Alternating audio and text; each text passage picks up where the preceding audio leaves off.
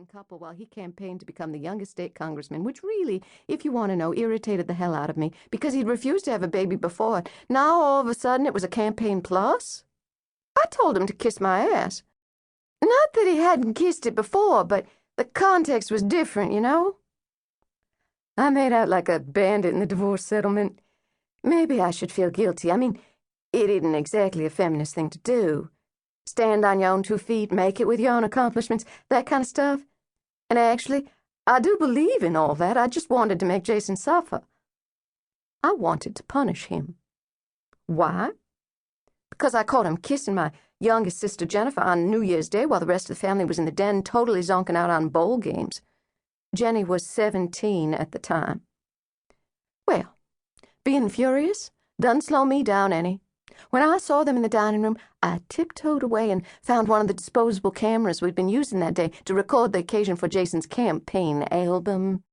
Family stuff, celebrating a holiday, picking out around a table loaded with all sorts of artery-clogging goodies, watching football. He liked to have pictures of my family get-togethers because my family is so much better looking than his. Jason used any edge he could get in a campaign. Anyway, I snapped a really good picture of Jason and Jenny with flash and all, so I knew I had him by the short hairs. What was he going to do, chase me down and tackle me in front of my father and wrestle the camera away from me? Not likely. For one thing, he'd have to explain, and he knew he couldn't count on me to go along with his story. For another, my father would have drop-kicked him over the television for daring to harm a hair on his namesake's head. Did I also mention that I'm Daddy's girl? So, I filed for divorce, and Jason gave me everything I asked for, on one condition, that I give him the photograph and negative of him and Jenny. Well, sure. Why not? It isn't as if I hadn't had more than one copy made. Maybe Jason thought I was too stupid to do that. It never pays to underestimate how dirty your competition will play.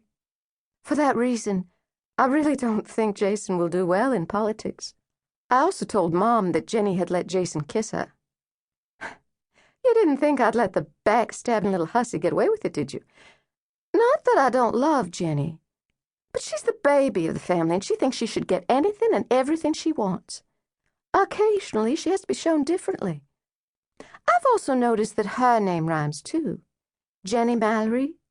It's really Jennifer, but she's never been called that, so it doesn't count. I don't know what it is about rhyming names, but they're bad news for me. The difference is, I forgave Jenny because she's blood. No way in hell was I forgiving Jason.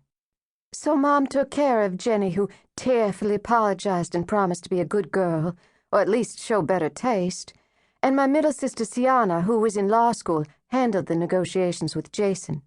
The name Sienna is supposedly the Welsh form of Jane, but take it from me, the name really means man-eaten shark with dimples.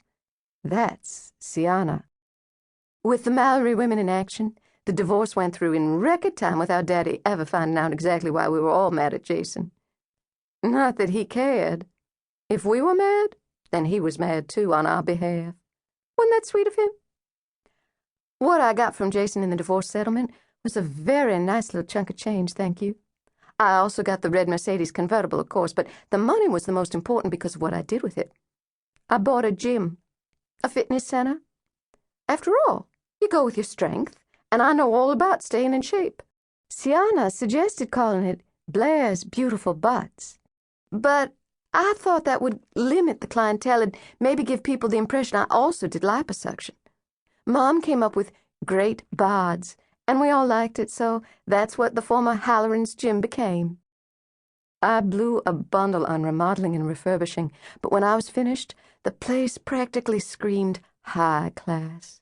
The mirrors were polished, the equipment was the best available, the bathrooms, locker rooms, and showers were completely redone.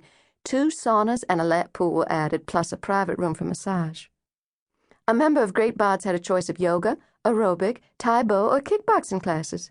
If the yoga didn't mellow you out, then you could go kick ass without ever leaving the building. I also insisted all my staff be trained in CPR, because you never know when an out-of-shape executive with high cholesterol will hit the weight machines in an effort to get back his teenage body overnight so he can impress his new secretary, and there you go.